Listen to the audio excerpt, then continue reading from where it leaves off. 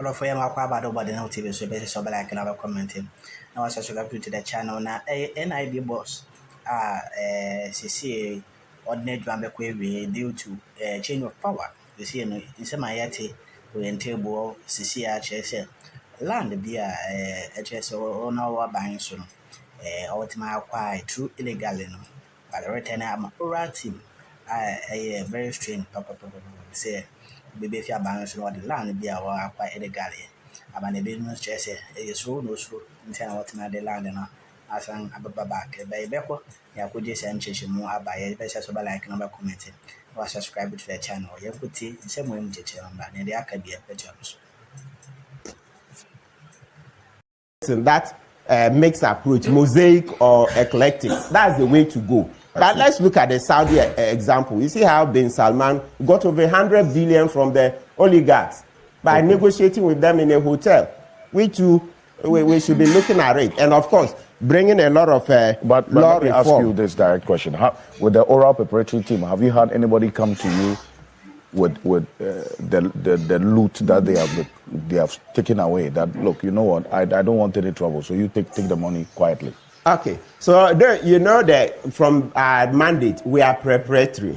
So being preparatory, our mandate doesn't involve actual recovery of the loot. That will be in the second stage. Okay. But at least there are examples of people who say they are returning. Do you remember the example of the NIB boss who says, okay, you know, yesterday we went, oral team, we went to the Agric Extension land around the NDA, the National Northern Development Authority? This one, NIB, National Investigative Bureau.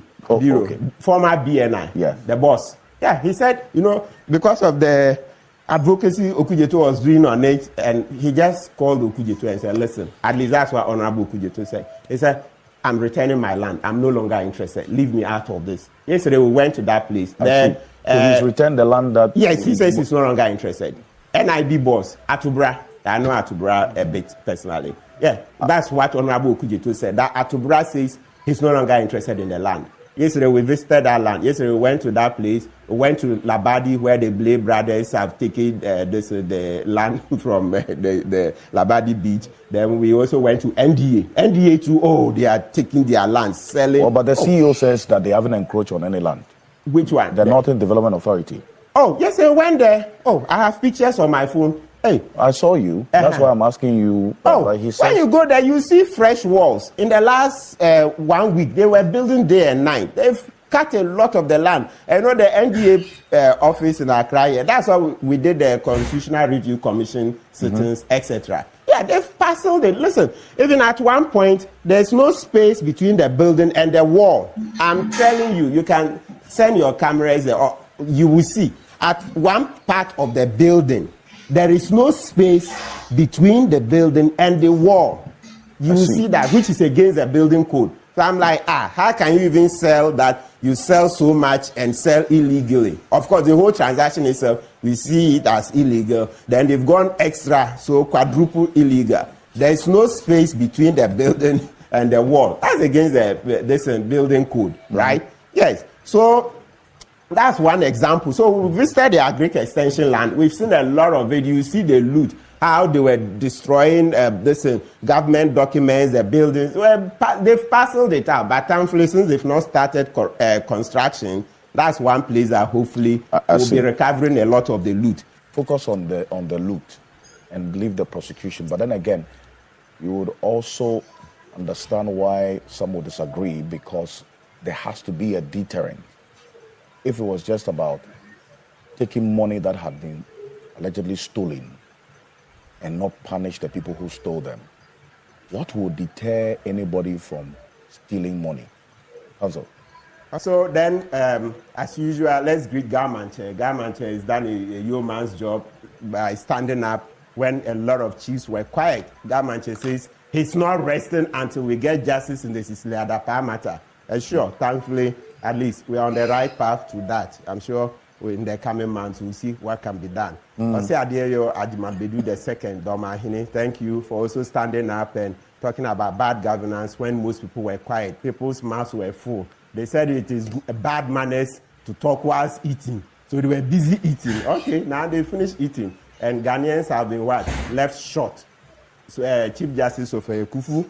Thank you very much. Good morning. Hey, and did you hear Sophie Kufu's last interview? In the course of the week, she says the same thing that Justice Tokono Keren CJ is talking about, changing the constitution in terms of how the Chief Justice is appointed. Currently, we don't have separation of powers. So the Chief Justice is in the armpit of the President. So we need to change this constitution quickly. Bring true independence to the judiciary. Look, the way usually the executive hound judges when they have cases concerning the government, etc., is terrible. It's terrible. Akufo-Addo even took it to the West, where he could hound Bafuboni, Justice Bafuboni of the Supreme Court, day and night. Bafuboni, resign. I'll give you X to resign. I'll give you Y to resign, etc. It's bad. Look, if judges talk to you, you see that they have no peace. They have no peace. They didn't enjoy that much peace under Akufo-Addo at all. They were hounded left, right, center. That is not separation of powers. We need true independence. We need to reform the Judicial Council, make it truly independent of the executive, so that we will have true separation of powers. Right? I mean, you ask lawyers who had cases before judges, and sometimes because of the way Akufo-Addo behaved, you have to find ways of delaying the case, so that Akufo-Addo will be out. Then you know that, okay, now, at least from what we knew the last time, JM is better than Akufo-Addo. He will not hound as much. But just to avoid anything at all like that, let's just change the constitution. You know, the election of the MMDCs, etc. So that this MMDCs should be accountable to the citizens, right? To make our development go faster. Because right now the MMDCs have to please the president, not the citizens. The citizens or the persons in the districts, the municipalities don't elect those MMDCs. So rather, they look to please the executive, the president, and not the citizens. That's not development, right? Okay, so thank you. So now, Mr. Joe Jackson says we should concentrate more on the recovery of the loot. Look, talking bluntly, not as a lawyer. You know, when I come here, it's not every time I'm wearing a lawyer's cap. I have to wear other caps. I'm a citizen as well, and I know how things work out in court. I largely support him. So this is a personal opinion. Okay, it's not the opinion of ORA, right? No, it's a personal opinion. I'm allowed to talk briefly on personal issues like this. I can make a personal opinion. Okay. You see, all the arguments he's articulated, they are very solid. You think people who have stolen millions of dollars would readily go down? No. They get into court. It's one objection after the other. From objection to objection, like the way JM said, from crisis to crisis, right? Yes, so the same thing in court. From objection to objection, objection to objections. Then the time keeps running. Kukwasa, slow to avoid a conviction. But a lot of these people, if we're negotiating with them quietly, and as I said, Joe Jackson basically said a lot of the things I would have said if you asked me this question. He cited a good example of MBS. MBS is Mohammed bin Salman. That's the Crown Prince of Saudi Arabia. That's what he did. He caught the oligarchs and locked them up in a hotel. Said, look, you are not leaving this hotel until, we have a deal. One by one, he negotiated deals with them. And by the time he was done, he got over $100 billion, right? Well, but how do you negotiate with looters, really? Good. That's what I'm saying. So it's good.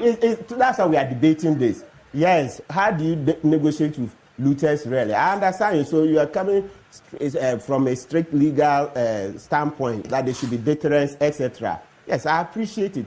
But right now, as we're talking, you see, the legal process is long. It's frustrating, right?